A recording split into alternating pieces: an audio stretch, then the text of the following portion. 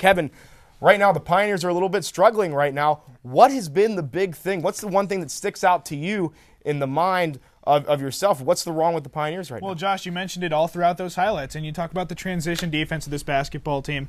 They're playing great half-court defense. We've seen it in quite a few games the last couple weeks, but these last 2 weeks have really been a struggle for the Lady Pioneers, and it's been the transition defense. Even off of a made shot, forget the steals. Everybody's going to give up transition points off a steal or a turnover, but it's after a made shot, they'll hit a three and then just be lax getting back up the floor to play defense, and it's really cost them games in the last couple weeks. You saw it in the game against Walsh a couple of times where, again, Austin nailed that three, and then Bennett took it about 3/4 of the court and then kicked it outside to Barry. What's one thing that, we talk about the bad now, but what's one of the one things that the Pioneers have done well thus far in this three-game stretch? Had a very, very good outing against Shawnee State, a very good basketball club. And one thing, Josh, that you talk about, again, this Shawnee State game, obviously we didn't have highlights for it. It was a 6-hour bus trip, but they played really well against Shawnee State. They actually started the game off with a 9-0 run and played the number 8 team in the nation, which was coming off about a 50-point win over Malone.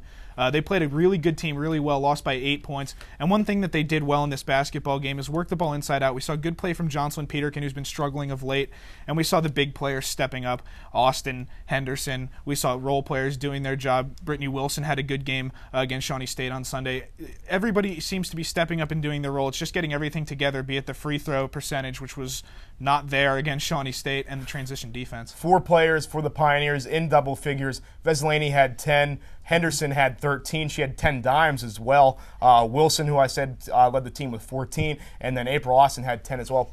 Kevin, real quick, they have 3 games coming up this week. Home game tomorrow against Ursuline, the bottom feeder of the conference. Then they have Thursday at Notre Dame, a team that surprised the Pioneers coming all the way back. And then Saturday, probably one of their toughest games of the year, going up against a 3rd-ranked team in the nation, Cedarville. Yeah, this is going to be an interesting 3 games because you go from one extreme to the other. You take Ursuline tomorrow, sitting at 1-10 in the conference. The Pioneers, if they play a good basketball, they'll win this basketball game. Then you talk about Notre Dame. The Pioneers held an 18-point lead, Josh, against Notre Dame early in the season.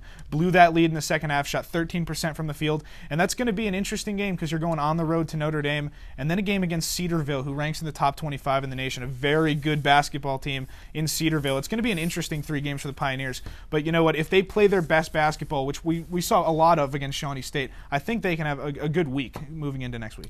Well, we'll be able to come up and talk with Ashley Henderson coming up next.